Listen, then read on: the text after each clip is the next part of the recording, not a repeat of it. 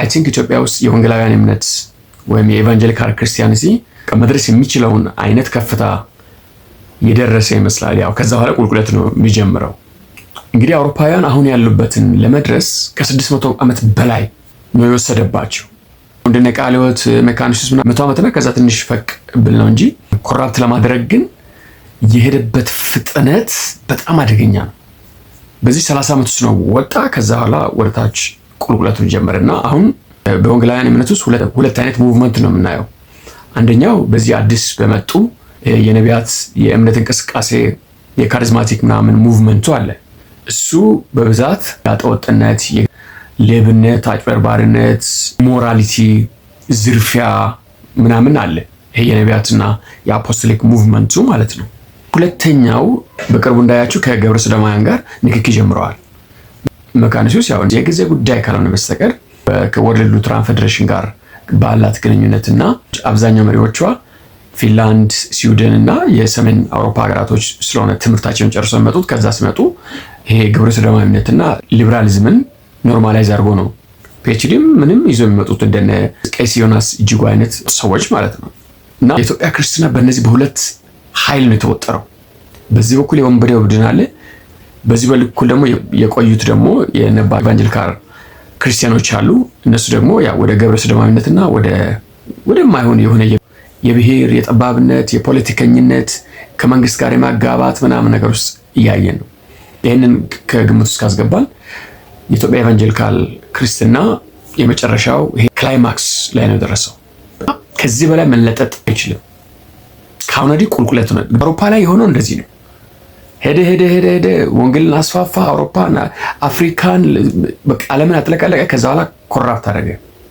ግብረ ሰዶሙን ወሰደው፣ ሊበራሊዝምን ወሰደው፣ ኤቭሪቲንግን ወሰደው፣ ተጨማለቁ። አሁን መጨረሻ ላይ ቤተክርስቲያንን ለሙስሊሞች እየሸጡ ለሲኒማ ቤት እየሸጡ ለመጠጥ ቤት እየሸጡ ምናምን እዚያ ደረጃ ያልደረሰ ማለት ነውና we are now here።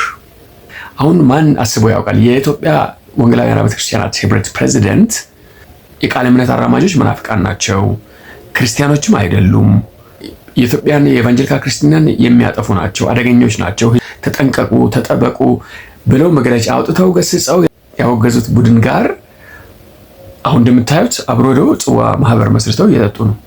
ሲታጠፉ ደግሞ ፍሬቻ ማላበሩ ጥፍ ነው ያሉት። በቃ በፍጥነት እንዲሄደው ነው የታጠፉት።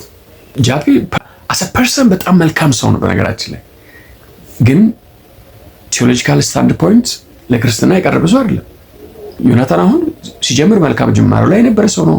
ከኋላ ግን ኮራፕት አድርጎ ከክርስትና ወጥቷል። የኔው ጉድ ደግሞ አለላቸው። ያው ቃለ ሕይወት ነው። ፓስተር ጌቱ የኔው ጉድ ነው፣ ቃለ ሕይወት ነው። እና ቃለ ሕይወት ሙሉ ወንጌል አንድ ላይ ሄዶ ከጃፒ ጋር ዮናታን አክሊሉ ጋር ሄዶ ተዋህዶ ፀጉሯን እዚህ ጋር ጫራ አድርጎ ጭሮ በኋላ ይመጣላቸዋል። this is not Christianity, this is the end of Christianity። እና እንዴት ነው ከዚህ መውጣት የምንችለው ነው ጥያቄው። ካሁን ወዲህ መውጣት እንችላለን አይዶ ነው። ምክንያቱም እነ ፓስተር ጻድቁ አብዶ ይዞ የሚሄዱት ህዝብ አለና ያ ህዝብ ይሰማል የሚል እምነት የለኝም። ይሄ ካውንስል የሚባለው ነገር ብዙዎች ፕሬዲክት አድርገው ነበር። ካውንስሉ መጨረሻ ላይ እንደዚህ አይነት ኮራፕሽን እንደሚያደርስ ይታመናል። ፓስተር ጻድቁም ይሄን ካውንስል እንዳይመሰረት የራሳቸው ጥረት አድርገው ተሸንፎ ነው የተውት እና ምናልባት ካውንስሉን ማፍረስ ኢትዮጵያ ውስጥ የኢቫንጀሊካል ክርስቲያንን ማዳን ያስችል ይሁን አይዶ ነው። ሌሎች አማራጭ መንገዶችን መከተላችን እንደተጠበቀ ሆኖ ካውንስሉን የማፍረስ ስራ ላይ ብንሰራ የሚል ሀሳብ ነው ያለኝ። የካውንስሉን ስራ የማጋለጥ ስራ፣ የካውንስሉን ክፋት፣ የካውንስሉን ጨለማ አደባባይ በብርሃን መግለጽ ሙሉ ጊዜያችን ሰጥተን ብንሰራ ይሳካልናል ብዬ አላምንም። ግን እንዲሁ ከቻለን በተወሰነ መልኩ ካውንስሉን የማጋለጥ ስራ ላይ የተወሰነ ዓመት ብንሞክር፣ ካልተሳካልን ሌላ አማራጭ ቢሆን ዝም ብላችሁ ማለት ነው ኤነርጂያችሁን ኦርቶዶክስ ቤተክርስቲያንን በመቀጥቀጥ የምታባክኑ ሰዎች ታሳዝኑኛላችሁ። ያንን ኤነርጂ ካውንስሉ ላይ እናውለው። እኔው ምንም ስራ የሌለኝ ሰው ነኝ። ቁጭ ብዬ ከካውንስሉ ውጭ ሌላ ነገር ስራ አይኖረኝም ማለት ነው። በቃ ከቻልን ከተሳካልን እግዚአብሔር ከረዳን ይሆናል። ካልሆነ ግን አማራጭ መንገድ መውሰድ ይጠበቅብናል ማለት ነው።